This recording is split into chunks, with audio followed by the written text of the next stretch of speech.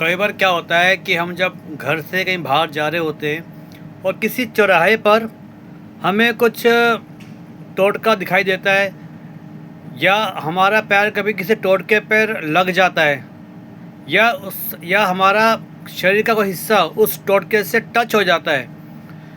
फिर हमारे अंदर एक ऐसा डर या एक ऐसा भय पैदा हो जाता है कि हमारे साथ कुछ अनहोनी ना हो जाए।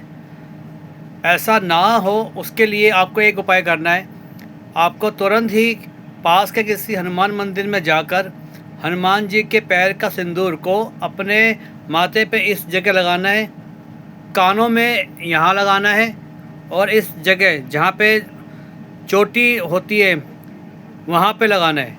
ऐसा करने से आप किसी भी टोटके के बुरे प्रभाव को दूर कर सकते हो और उसको हमेशा के लिए अपने से अलग कर सकते हो। तो ये आज का उपाय था। तो मिलते हैं एक अगले नए उपाय के साथ, एक नई कहानी के साथ। जय श्री राम।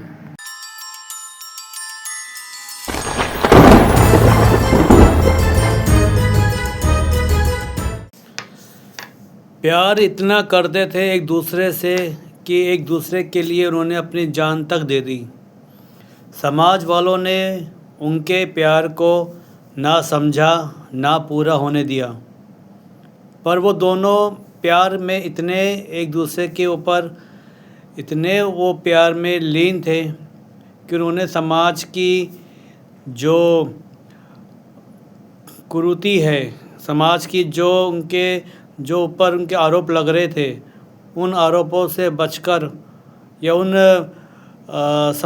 समस्याओं से भागकर उन्होंने अपने प्यार को जीवित करने के लिए एक पेड़ पे आत्महत्या कर ली। तो उस पेड़ से आज भी उन लोगों की चीखने की और रोने की आवाज़ें सुनाई देती है। तो क्या हुआ था उन दोनों के साथ, जानते इस नई कहानी में। नमस्कार, स्वागत है आपका आपके अपने खुद के यूट्यूब चैनल पर जिसका नाम है सच्चे अनुभव विद मनीष। यहाँ पर मैं ऐसी हॉन्टेड और रियल एक्सपीरियंस वाली पैरानॉर्मल की घटना को आप लोगों के सामने कहानी के माध्यम से प्रस्तुत करता हूँ।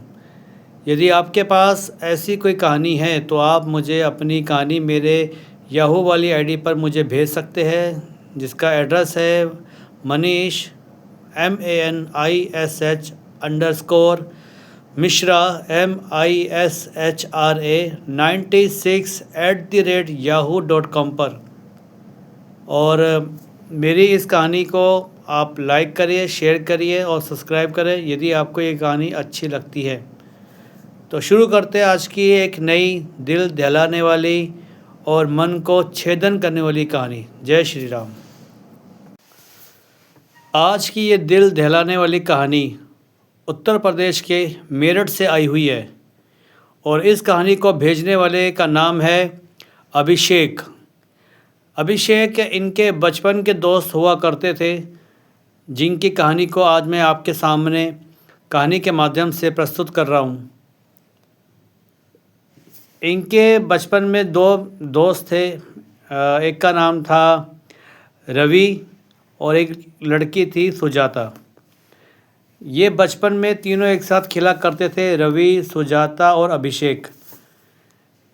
बचपन में एक ही स्कूल में पढ़ा करते थे और एक ही मोहल्ले में रहा करते थे। ये रवि और सुजाता दोनों एक ही स्कूल के एक ही क्लास में पढ़ा करते थे।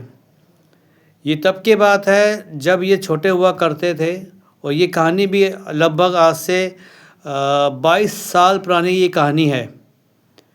तो रवि और सुजाता को आपस में खेलते खेलते आपस में इनको प्यार हुआ। जब ये बड़े हुए तो इनको पता लगा कि हम एक दूसरे से प्यार करते हैं और ये एक दूसरे के बिना रह नहीं पाते थे और ये एक दूसरे से शादी करना चाहते थे। लेकिन जब ये बात इनके घर वालों को पता चली तो उन्होंने इसके ऊपर ऑब्जेक्शन उठाया कि वो दूसरी जाति का है, मैं दूसरी जाति का हूँ और दोनों जातियों के बीच में शादी नहीं होगी। इनके ऊपर बंधन लगाए गए, लेकिन इन्होंने फिर भी वहाँ चुपचाप इन्होंने शादी कर ली एक मंदिर में और फिर ये एक दूसरे गांव में जाकर रहने लग गए। तो जब ये बात इनके घर वालों को पता लगी तो इन्होंने वहाँ उनके घर जाकर दोनों को बाहर निकाला और उनको मार मार के उनको अधमरा कर दिया। और उसके बाद इन दोनों को एक पेड़ पे फांसी की तरह इनको लटका दिया। और फांसी पे लटकने के बाद इनकी वहाँ पे जो लाशें कम से कम 4 या 5 दिन वहीं लटकी रही, किसी ने भी इनकी लाशों को वहाँ से नहीं उतारा। उसके बाद जब पुलिस आई तो पुलिस ने जांच करी तो इनके जो शवों को वहाँ से हटाया और इनका अंतिम संस्कार करवाया। गांव वालों ने मना कर दिया कि हम इनको नहीं अपना बेटा या बेटी नहीं मानते, क्योंकि इन्होंने बिरादरी से बाहर जाकर शादी करी। तो आज के इस आधुनिक युग के अंदर ये जो प्रथा है ये आज भी प्रचलित है, आज भी ये पूरी तरह से विराजमान है। तो जिसके चलते ये जो उन्होंने बच्चों ने कांड किया वो इनके पेरेंट्स के विचारों से, उनकी जिद्दपन के कारण आज वो बच्चे इस संसार में नहीं है। लेकिन कहते हैं ना हमारे ग्रंथों में कि शरीर जल जाता है लेकिन आत्माएं यहाँ आज भी विराजमान होती है। तो यही हुआ इन दोनों के साथ।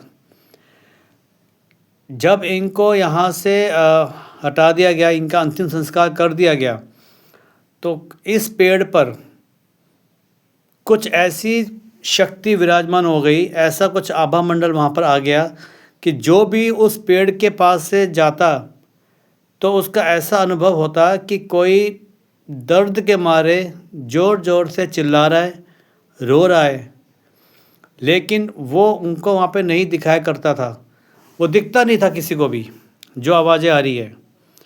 तो काफ़ी लोगों ने अनुभव किया कि उस रात उस पेड़ के पास जो भी कोई इंसान जाता है तो उसको ऐसा फील होता है कि यहाँ पे कुछ नेगेटिव एनर्जी विराजमान है, क्योंकि उन दोनों को उसी पेड़ पे लटकाया गया था। तो एक दिन एक सेशन से एक आदमी जब उस गांव में आया था मेरठ में, तो उसने वहाँ पर यह फील किया कि जब मैं उस पेड़ के पास से गुजरा तो मुझे ऐसा लगा कि किसी ने मेरा हाथ को पकड़ लिया और मुझसे हेल्प मांग रहा कि मुझे यहाँ से हटाओ, मुझे यहाँ से बचाओ। तो गांव के लोगों ने ये देखा कि जब भी हम रात को किसी कारण से बाहर निकलते हैं तो हमें वो पेड़ पर दोनों आज भी कभी कभी उल्टे लटके हुए दिखाई देते हैं। उन दोनों के जो पैर होते हैं वो कहते हैं कि इतने, कई बार देखा है कि वो पेड़ की शाखाओं के ऊपर बैठे होते हैं और उनके पैर ज़मीन तक छू रहे होते हैं। तो ये लोगों ने बहुत उनको देखा, बहुत फील किया, तो उधर से लोगों का आना जाना बंद हो गया। तो इस कारण से वो जो पेड़ था वो भूतहा घोषित हो गया। बच्चे उधर जाने से डरने लग गए, बड़े बुजुर्ग वहाँ पे अब नहीं जाया करते। उसके आसपास जो खेत था, खेत में कितनी भी आप फसल कर लो, कितना भी धान बो दो, कितनी भी उसकी उपजाऊ मिट्टी को आप कितने ठीक से उसको पानी दो, लेकिन उस एरिया के आसपास जो भी खेत थे पेड़ के आसपास, वो सारे के सारे खेत बंजर हो गए। वहाँ पर कोई खेती नहीं हुआ करती थी और आज भी नहीं होती उस पेड़ के आसपास जो खेत है। लोगों ने यहाँ तक बोला है कि हमने उनको एक साथ उस पेड़ के आसपास चक्कर काटते हुए देखा है, एक दूसरे के साथ भागम भाग करते हुए देखा है। उन दोनों लड़कों को, रवि और सुजाता को, आज भी उन्होंने देखा है वहाँ पर। और एक दिवाली के आसपास वो कहते हैं कि उस पेड़ का जो रंग है ना वो लाल हो जाता है, जैसे ब्लड होता है ना वैसे वो पेड़ लाल हो जाता है। और जिसके चलते वहाँ के लोग उधर जाना स्वीकार नहीं करते, वहाँ जाने से अपने आप को रोकते हैं। तो कई बार क्या होता है कि जो अनजान लोग होते हैं, जो शहर से गांव आते हैं या किसी कारणवश शादी वादी में आते हैं, तो उन लोगों ने भी वहाँ पे जब देखा कि उन्होंने भी कहा कि हमें ऐसा लगा कि जैसे कि 3 मुंह वाला इंसान उस पेड़ के ऊपर बैठा है। ये चीज़ें जो मुझे बताई, कुछ मुझे भी अचंभा सा लगा कि जो ये कह रहे कि 3 मुंह वाला वहाँ पे प्रेत देखा। तो लेकिन जैसे कहानी भेजी मैंने वो सुना दी।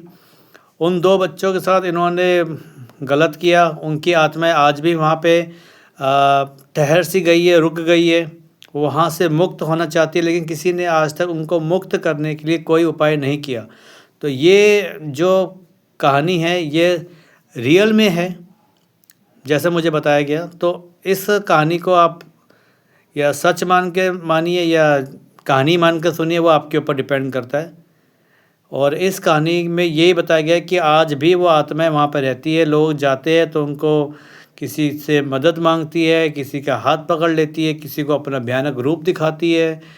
तो इतनी ही कहानी मेरे पास आई है। कई पंडितों ने, कई मौलवियों ने वहाँ जाकर उसको मुक्त करने का प्रयास किया, परंतु वो मुक्त वहाँ से नहीं हुई। उनकी आत्माएं आज उस पेड़ के अंदर ही विराजमान है।